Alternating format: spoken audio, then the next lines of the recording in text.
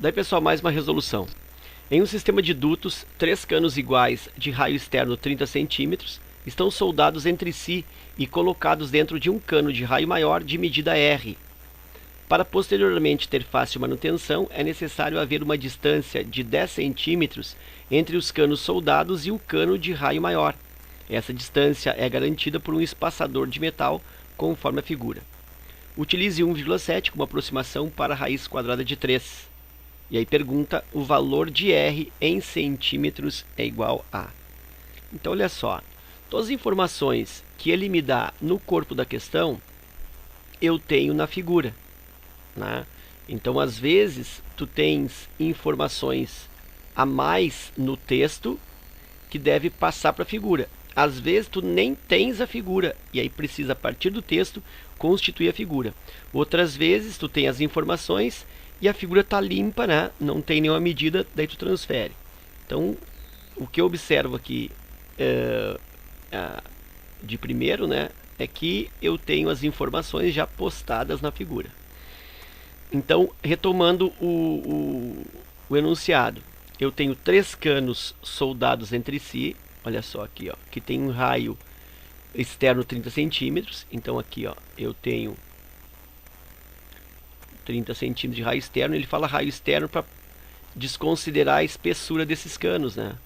Então desconsidera a grossura da chapa que foi utilizada para construir esses 3 canos. Então aqui eu tenho os 3 canos, estão soldados entre si, e depois eu tenho por fora um cano maior, né, com um raio maior, que comporta esse conjunto de 3 soldados entre si. E ainda ele fala, né, que existe um espaço de 10 centímetros entre esse cano maior e o conjunto de canos soldados. E esse 10 centímetros de afastamento é garantido por esse espaçador aqui, ó. Então aqui eu tenho os 10 centímetros garantidos de espaço, ok? E aí ele pede o raio do tubo, né, ou o raio do cano maior. Bom, então, olha só. Primeira coisa que eu vou fazer é desenhar esse raio maior. Ele me deu o desenho aqui, ó, nessa posição, que não é uma posição muito adequada para o exercício. Eu acho essa posição aí meio desconfortável. Então, eu vou redesenhar esse raio numa outra posição. Vou desenhar esse raio aqui, ó. Passa pelo centro e vem até aqui. Então, esse aqui é o meu... Isso aqui é o meu R que ele está perguntando. E eu consigo perceber que esse R, que esse raio, ele é constituído de alguns pedaços, né? Por exemplo, aqui, ó, eu tenho 10 centímetros. Então, eu já vou colocar aqui, ó. Eu tenho 10 centímetros, que é o afastador. Eu tenho aqui mais esse pedaço aqui, ó, que mede 30. Tenho mais esse outro raio aqui, ó, que mede 30 também. E depois tem mais um pedacinho. Bom, então eu vou pensar diferente, ó. Como eu não sei esse pedacinho aqui, ó, isso vai me causar um certo problema. Mas por outro lado eu já penso, ó, eu tenho 10, eu tenho um raio 30, eu tenho outro raio 30 e tenho mais um pedacinho. Então eu tenho aqui 60, com mais 10 eu tenho 70, com mais um pedacinho. Pedacinho, né? Mais essa partezinha aqui por fora do círculo. Então vai ser 70 e alguma coisa. 64 não pode, 65 não pode, 74 é bem provável, 81 já achei um pouco demais, e 91 muito demais.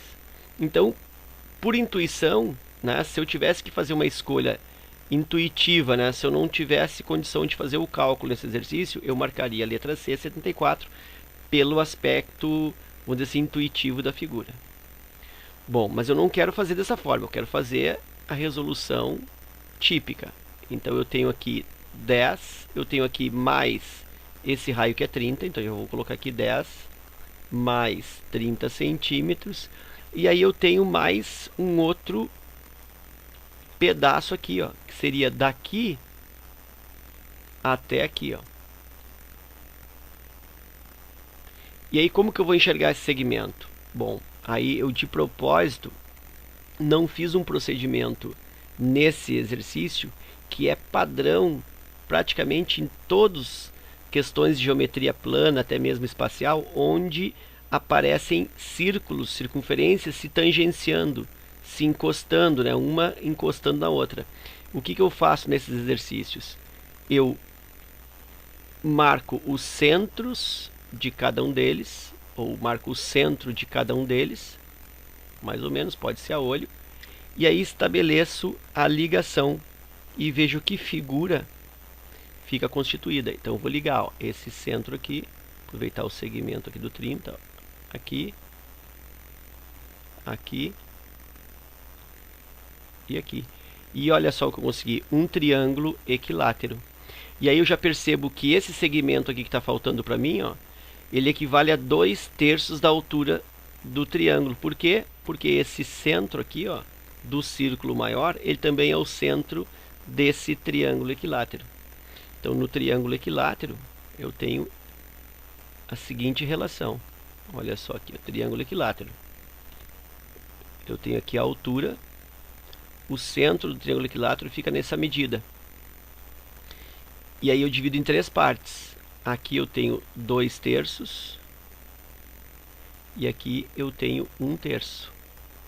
Então observa que esse segmento aqui, o que está faltando, que eu vou chamar aqui então no meu exercício de x, esse x que está faltando para somar aqui, ó, mais x, ele equivale a 2/3 da altura, aqui está o x, ó, equivale a 2/3 da altura do triângulo equilátero.